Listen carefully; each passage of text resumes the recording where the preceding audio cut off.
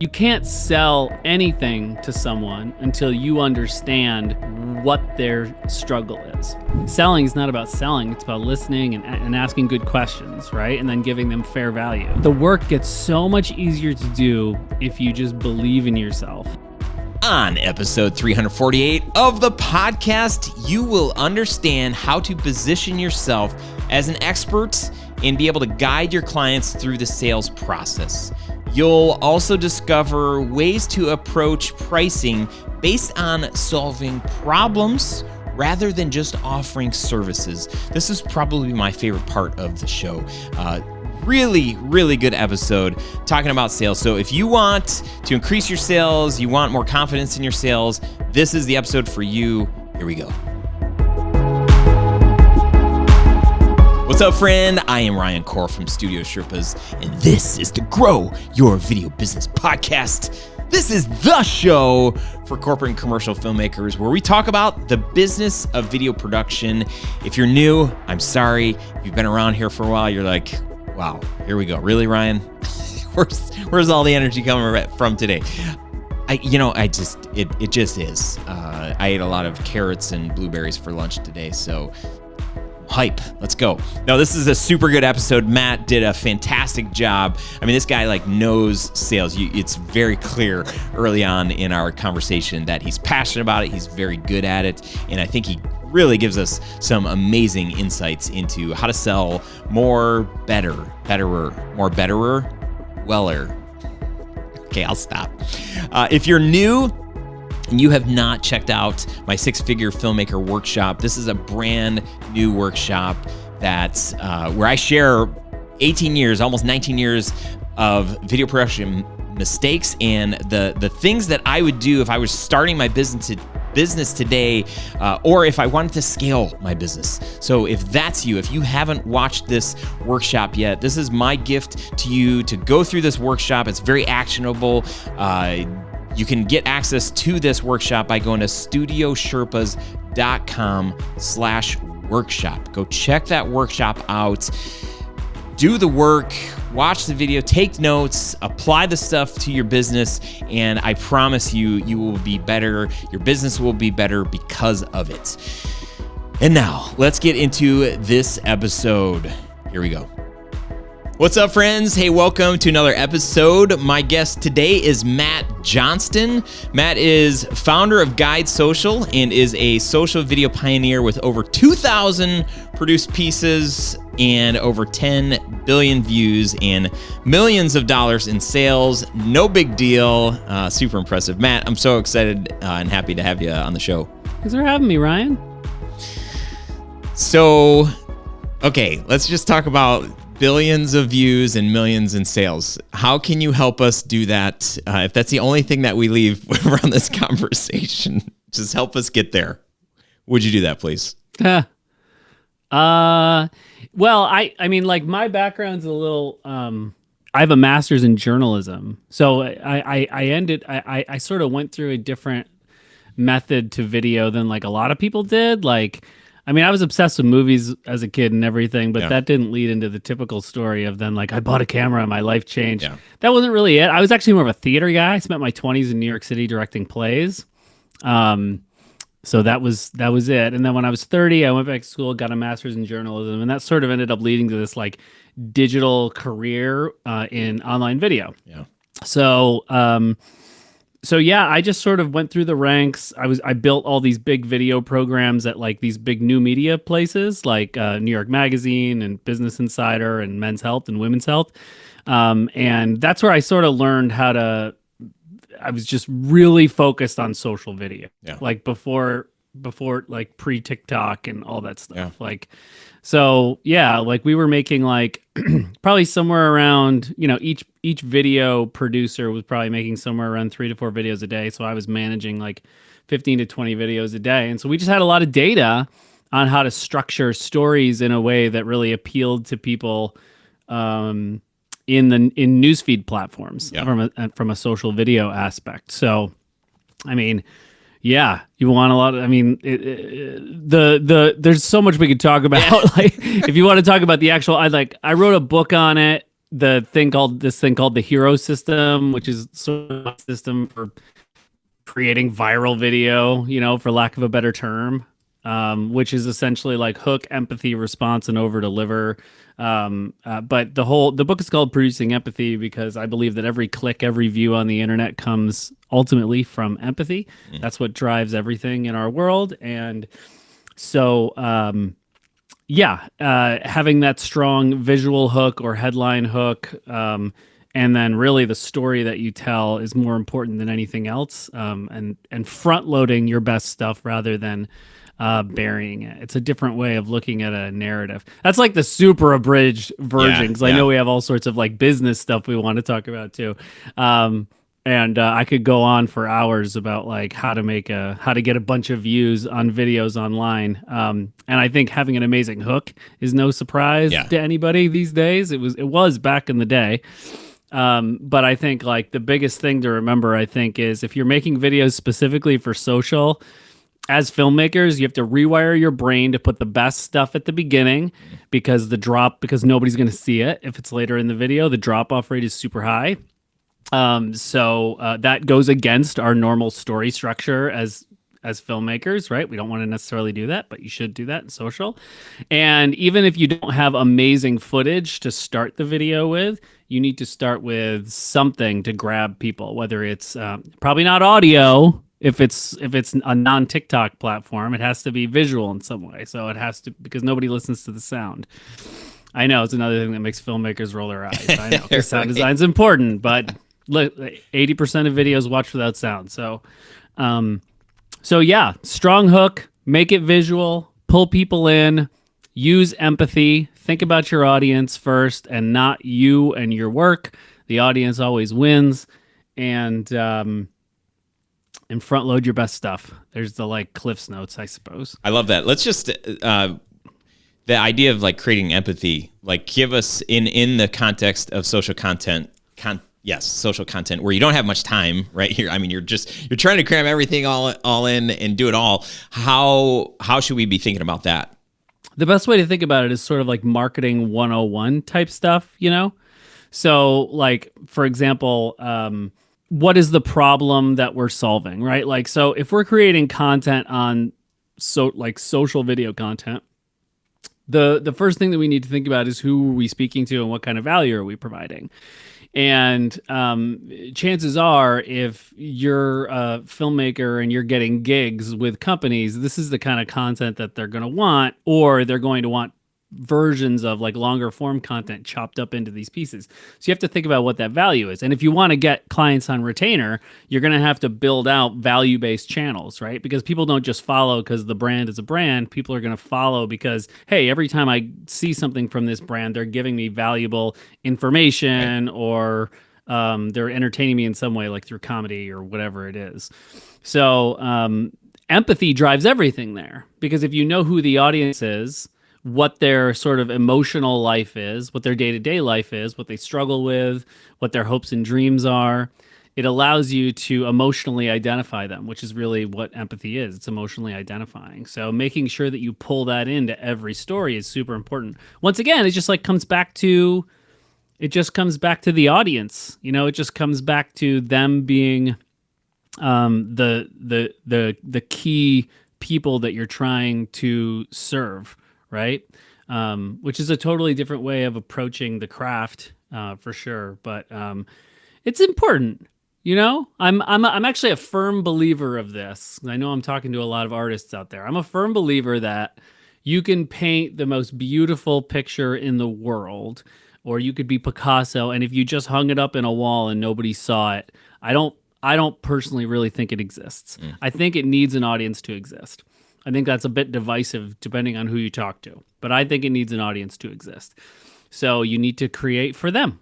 So that's what I mean by empathy. I love it. I also think one of the challenges that a lot of us face is when we create stuff, we think that the world is our audience, right? Feature films, like stuff in Hollywood, a lot of that stuff is they're casting a wide net where they think that the most people are going to watch this film. Okay, cool. But then when we start working with businesses and we try to create stuff that is very specific for a product or a service that is very specific to an individual that has that problem or that needs that solution, which usually isn't everybody. And we'll create pieces that we think look good, sound good. But if what you're saying, if we're not trying to understand, like, hey, what is the very specific problem or struggle or frustration or thing that this one audience might have, if you're not doing that, then it is gonna be like vanilla ice cream. It's just like, like it's just not. It's fine, but it's, if you're really specific with the flavor of ice cream, you're really targeting just a very specific group of people that are going to really like it. But if that's the audience, then it's really going to connect, and it's really going to move the needle, right? Yeah, no, absolutely. Yeah, for sure. I mean, this is why I'm starting to take empathy a step further in some of the stuff that I'm working on now. I mentioned before, like, I've created this sort of reframe methodology that I'm talking about, and the sort of core principle with that is that you need to rethink and reposition what you do in business, but this can filter all the way down to what kind of content you make by honestly pissing people off. Polarization is something that we don't often look at as a good thing. Like, we're kind of like, oh, we don't want to polarize people, no politics at the dinner table type stuff. But if you want to get attention, you want to stand out, whether it's with a single video or it's like stealing market share from your competitors in the local wedding video market, you need to have something polarizing there that's going to magnetically attract the people that will love you and want to work with you, and repel the people who are not interested in you at all, right? And it's the same with content. Like, if you're making video content that appeals to everybody, yes, like, vanilla is one way to put it, but it also could just be nothing. Like, it could be tasteless. Like, it may never see the light of day, especially the way that social algorithms go. So yeah, 100%. It has to be made for a very specific set of people that have a very specific set of emotional life concerns, those kind of things. Mm-hmm. Yeah, I love that. Yeah. I thinking through you got to have a hook, you got to create empathy, all of these elements. I would say most filmmakers, we kind of get that. We know that thing has to move in audio, obviously being another important layer of that, but it's presents its challenges when most people aren't watching video with audio, at least on social, at least not at the beginning until they get hooked and whatever. But for us to get to that point where we have somebody that wants us to create that piece, we have to be able to guide them through some kind of a sales process. And somebody said it before we started recording. I'm not going to say who, but somebody said that filmmakers suck at selling. And it's definitely... I said it. It's definitely an area that, when I'm coaching and just, being with other people in this space, we weren't salespeople to begin with. We were doing some other career. And you probably didn't think of it. You probably didn't think of it as sales either when you were having conversations with potential clients, right? Like, it didn't, like, I'm in a sales conversation now. That's kind of off the radar. You know what I mean? Right. Especially when we're so passionate about the process and the end product, that doesn't feel salesy. Yeah. But it's like getting somebody like, I have to get them like from this phone call to eventually like to sign a contract or something. And probably what I'll do is we'll get off the phone, maybe not talk about price or anything. And then I'll send them an email with a proposal, and hopefully they'll just see it and sign it, and then we'll be good because the conversation went great. What, in your experience of working with filmmakers and creatives, what are some ways that we should be thinking about sales so that we could hit $1 billion in sales one day? Or not $1 billion, millions, but maybe $1 billion. Who knows? Why not? Why not? Think big. Yeah. Well, first of all, don't ever send proposals. Number one. I mean, unless it's some kind of really big client. I mean, I'm not a big fan of proposals. I mean, it's not that you can't do them, but I don't recommend it, especially if you're sending proposals and like that's your like sales process, right? So anyway, like I often talk about like I recommend like a regular old 2-call close. So the first thing that you need to do, let me start earlier. You can't sell anything to someone until you understand what their struggle is. So the biggest mistake that people make, well, all your audiences are filmmaker folks, right? So the biggest mistake that filmmakers make is that they're selling video, but that's not what the client wants to buy, right? Like nobody, like they have no, like video may be interesting to them, but it's a means to an end, right? You're not selling video, you're selling solutions to problems. Every person that you could sell video to, they want an ROI on that video content. That's why they're doing it. I mean, like, it's marketing content. Like, whatever it is, it's a website video, it's, whatever it is. I mean, you could probably even find a way to make this argument for wedding videos. But they want an ROI on it at the end of the day, right? And small business, big business, whatever. And so they just really want a result. Like they want to, like they have a goal, which is to, like, I don't know, double or triple their business in the next year, right? And they have either figured out, or you've helped them find out, or whatever, that video will help them get there. So they've approached you, or however the heck they came through to have a sales conversation with you. But the worst thing that you can do is sort of go into this conversation and be like, so here's a normal filmmaker client conversation before they've gone through like Ryan's amazing coaching, or like some of the coaching that I've done. Like it's like hey, what's up? I heard you do video. I do, yeah. Cool. Can you make some video for me? Yeah. What do you want? I'm not sure. Maybe like a video for my website would be good. I could do that. Cool. What's your rate? It's like $75 an hour. Okay. What does that mean? It's like $75 an hour. Gotta, it's sound and lighting, and for an extra $10, I could bring in some extra lights. So what do you? I mean, what do you think? Is this something you want to do, or Oh, let me think about it. Yeah, I'll be in touch. Let me just go. I'll be in touch. Okay, so that's like a normal sales conversation. I'm so right? uncomfortable right now because I think I'm just getting flashbacks of like my first few years in business. Oh no, me too. Me too. Oh, totally. It's good. Me too. Yeah. So instead of doing that, you never even talk about any of that stuff. Like, number one, it has to be like an actual sales call, and the first time you talk to them, no matter how they come to you. So like it's a referral, like somebody's like, hey, like you got to talk to Steve. Like Steve's freaking amazing with the camera. You got to talk to Steve. So then this person emails Steve. It's like, Steve, I heard you do video. Like Marissa recommended you. Love to talk more about it. And then you need to get them on a call, right? A Zoom call or a coffee chat if it's like a local thing, right? You need to get them on a call. And that call is not a chance for you to figure out what kind of video they want, because they have no freaking idea. They never do. You're the expert. You are the expert. That's the thing. That's what people get wrong. You are the expert.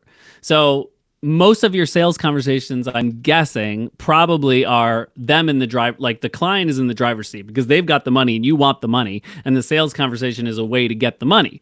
That's not how it needs to work. You need to be control, position yourself as the expert. So you put them through discovery and you ask them exactly the stuff I was saying before. You realize that they don't want to buy video. They want to buy a result. You need to figure out what the problem is they're trying to solve, what they're struggling with, and what their goals are, and what kind of results it is that they want to achieve. And take them through this, right? Because you cannot pitch them anything without knowing this, because again, they don't want video. So you just start talking to them about all the video you can do for them. They're just thinking about money, right? And you never want to make this about money. It's not about money. Forget money. It's more about like solving problems, right, in people's businesses. So taking them through that is the first. This solves your pricing problems too, by the way, because you should not be pricing based on the perceived value of your work, because what even is that? It's like asking what is art? Like there's no definition to these things. And there's no like, here's what I should charge type thing, right? I know you all probably asking that question. You're like, how much should I charge? This is one of my core problems. I mean, it's not based on how much you're worth. So if you're sitting out there working on your portfolio for 3 years because you want to charge more in 3 years than you charge now, then you're completely messed up. That's not how it goes. because the quality of your work is not what assigns it value. What does assign it value is the value of solving that problem to the client. So if you put them through a discovery process and you are asking them questions, figuring out what their problem is, figuring out what their struggle is, figuring out what the solution is, or what solutions they've tried before, and then you know what their hopes and dreams are, then you know by the end of the conversation, if you've done it correctly, exactly essentially how much money they want to make through your video content that you'll make for them. Then you simply charge a portion of that, right? So if they want to make $100,000, can you charge $3,000? Or does that sound like the bargain of a lifetime, right? Like, even if you charge $5,000, fine, that's great. But look at the bargain they're getting. $5,000 to make $100,000, right? So a lot of you probably are sitting out there being like, oh, I can't get anybody to pay me over $500 except for a wedding, and they'll pay me like $1,200 or something. But that's not how it works, right? You figure out what the client wants to achieve. You draw a line from the video content that you make to those goals, and you charge a fraction of a portion of those goals. It's just like, hey, do you want to turn $1 into $5? Great. Into $5? Great. I will make video for you that will cost you $1, and it will get you $5 in return, right? So now you know how much to charge. And then the second call gets really easy because you just pitch based on that. So that's the sales process that I sort of recommend. Man, I've been talking for a long time. Dude, so good. I'm like thoughts? Furiously like, taking notes over here. Spewing stuff. Sorry. That's really good. I think one of the challenges that, I shouldn't say even I, but as sort of the shepherd, if you will, in this group, I'll unless I have like hard data from clients, which a lot of times it's hard to get because the videos that we do for them are usually part of a bigger campaign. So I want to say like, what kind of results did this video, I know it wasn't just a video, but it was a part of your larger campaign. What kind of results did you get?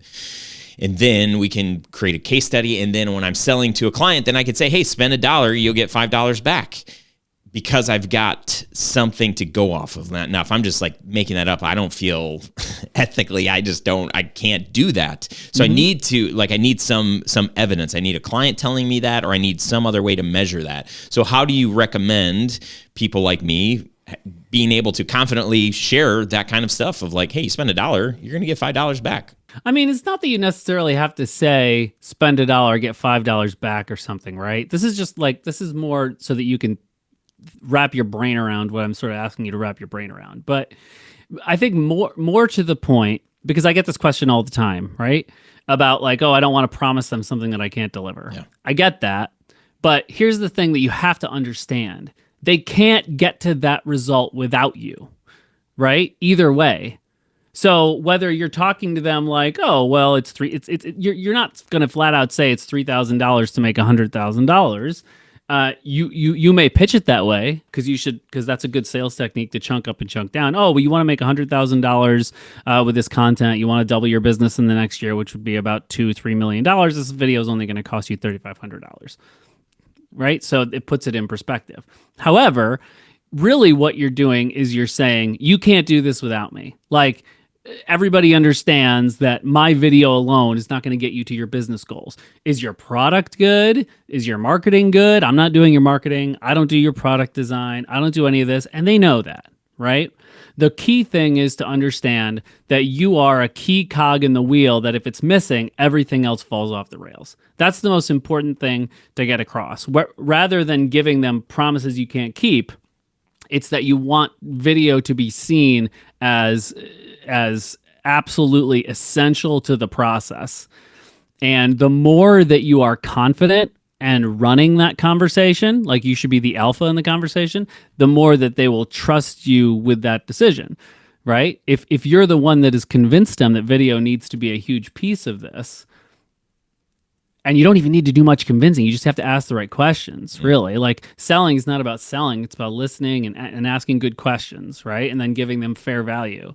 It's more about building that trust through the discovery process and then helping them see that they can't do it without video. And you're standing right here, and you clearly know what you're talking about.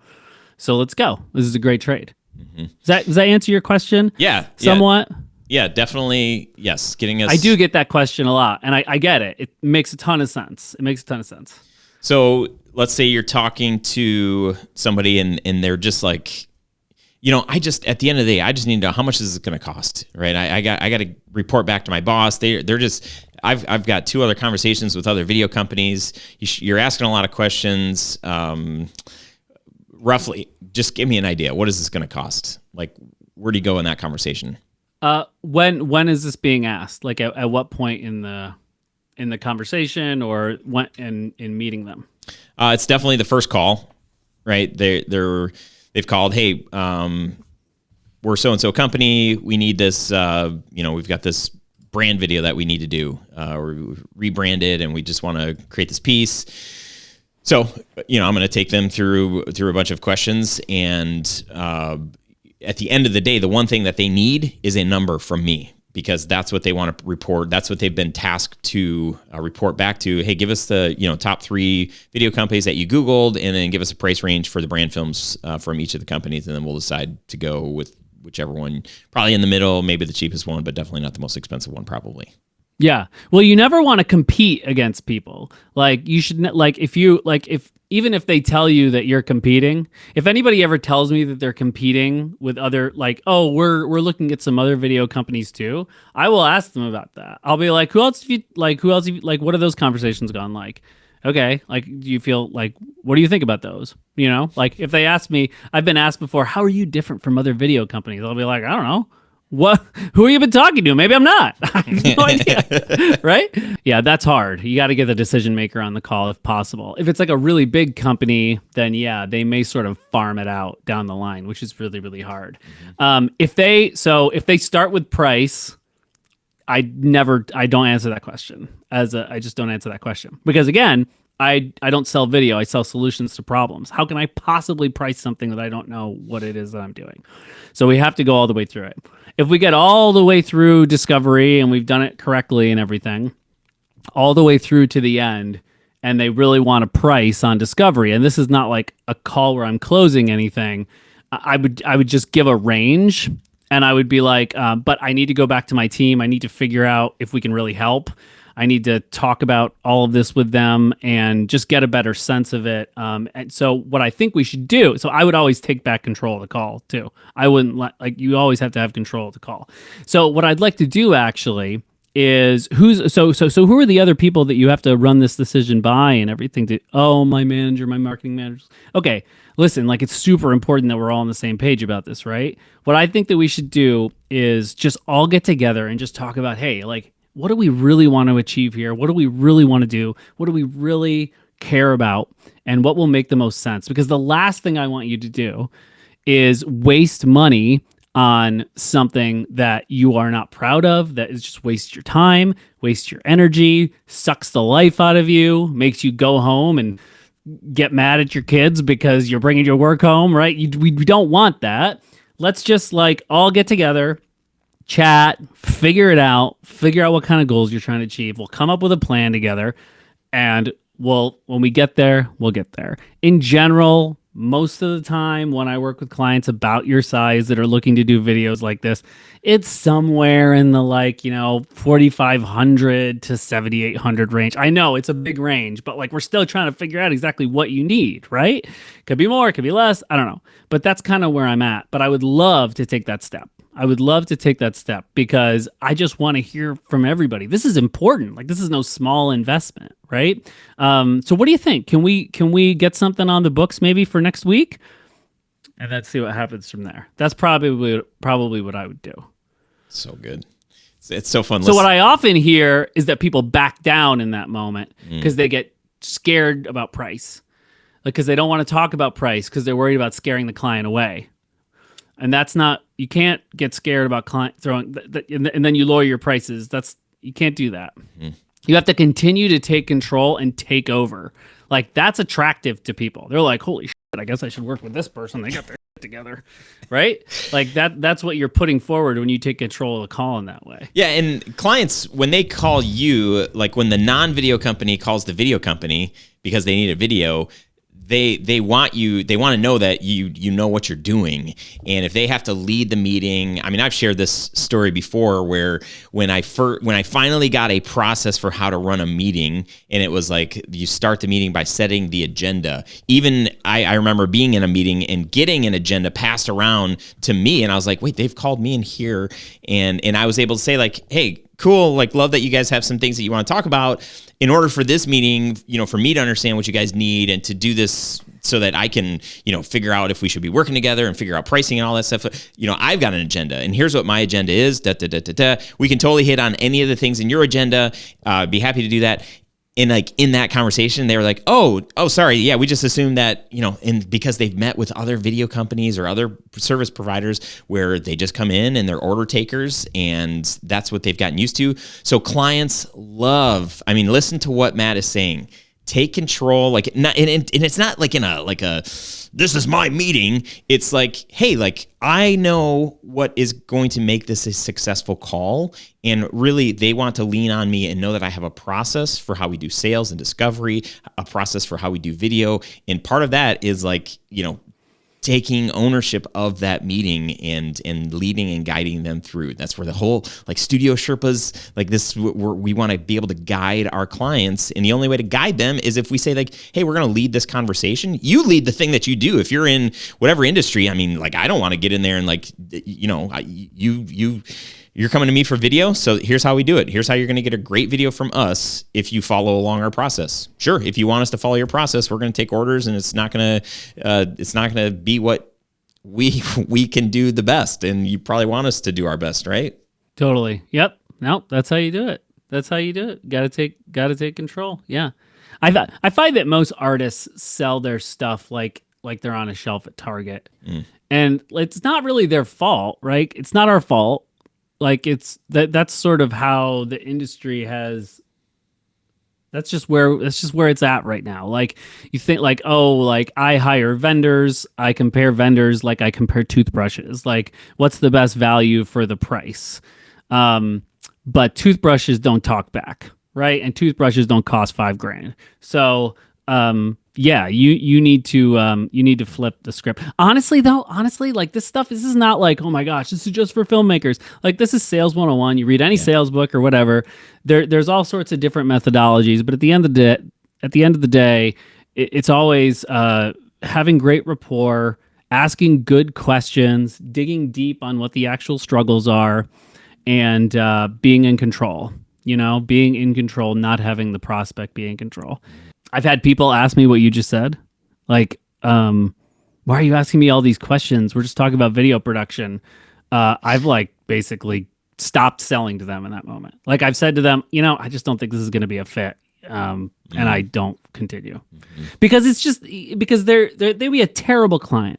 Like it would be like, I would be like an old school production company where you just order me around, like stand here, shoot that.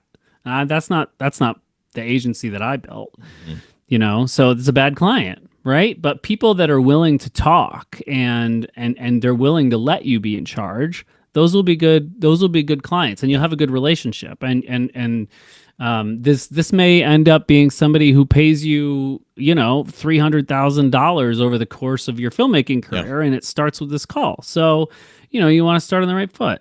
I love that, Matt. That just reminded me. We started selling this workshop years ago to help clients that didn't have a fully baked idea.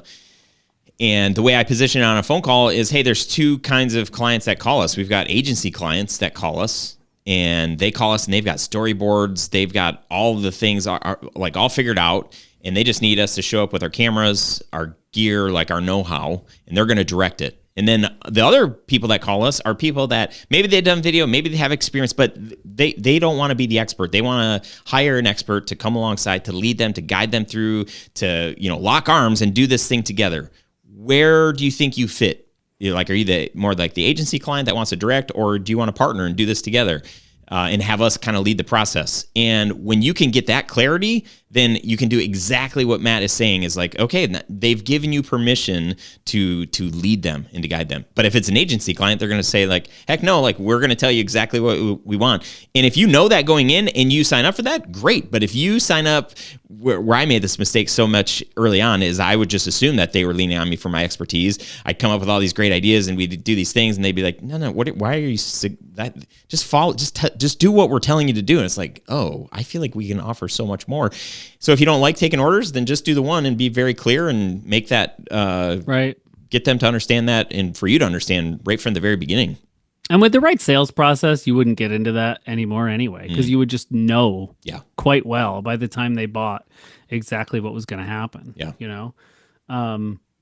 Yeah. Well, dude, I know you've got so much experience working with filmmakers and other creatives.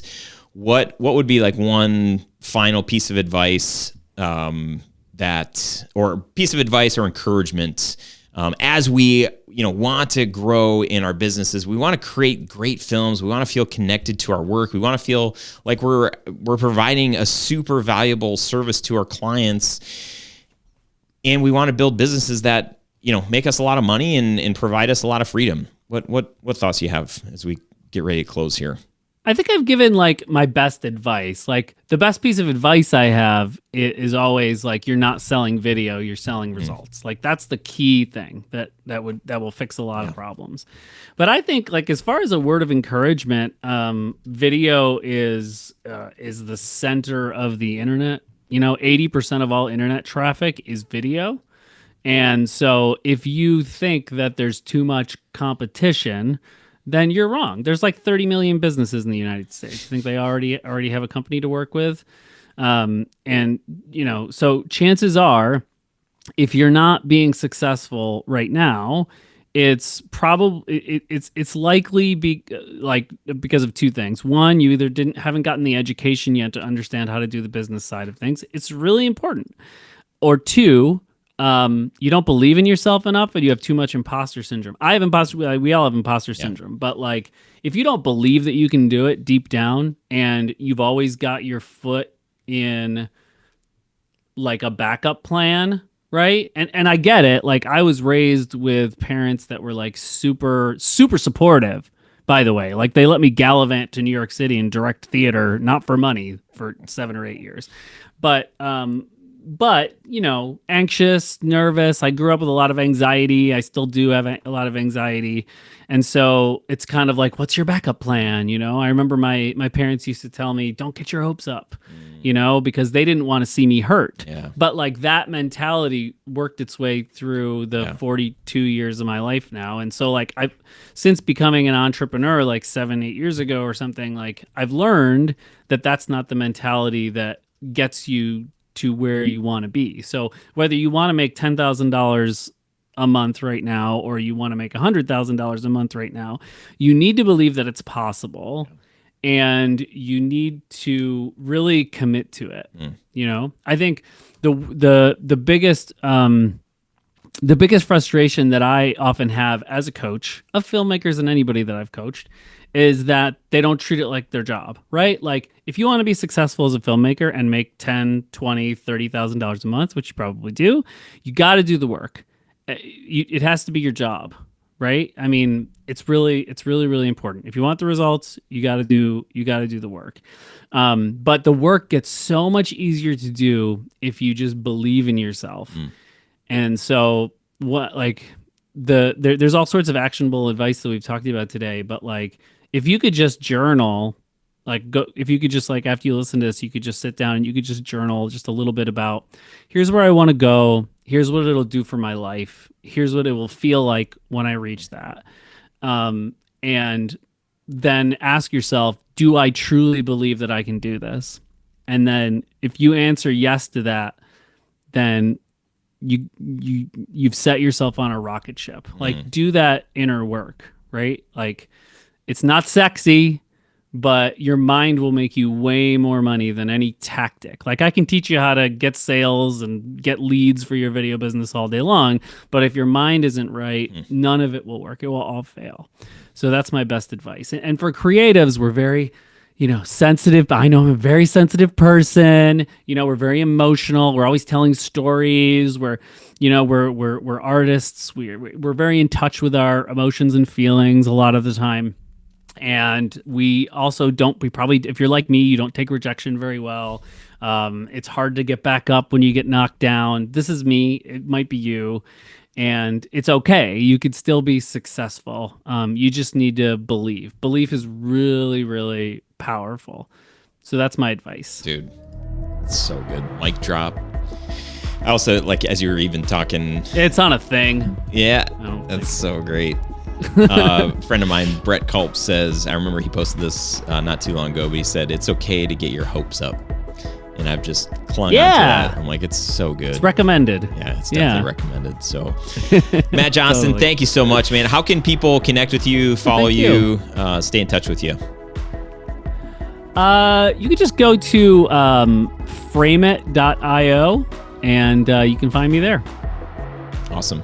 Well, this was excellent, my friend. I'm so glad we connected, and I appreciate you coming on today and sharing your wisdom with us. Really, really thankful. Yeah, totally, Ryan. Thanks for having me.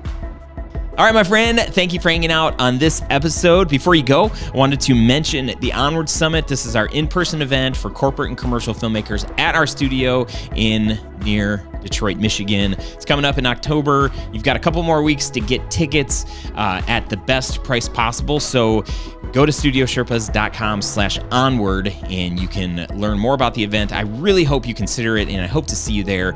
And be a person of action. There are two kinds of people that are action takers and people that aren't. You are an action taker. There's three kinds of people. There's tapers too. Just kidding. So yes, I would love to see you at the event. If you've been on the fence, let's just make it happen, okay?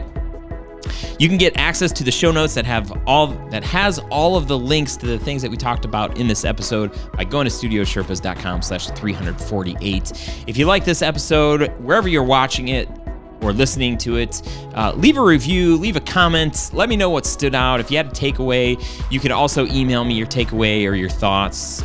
My email address is ryan@studiosherpas.com. Love reading testimonials, love reading feedback, and I appreciate when people give me not positive feedback too. That iron sharpens iron, so they say, and I can only do a good job or a gooder job on this show if I know what's working, what's not. So feel free to hit me up. I'm also on the socials at Ryan Coral or at Grow Your Video Business. That is all, my friend. I'm going to let you go. I will see you on next week's episode. Until then, keep being awesome, onward and upward, and I'll see you real soon.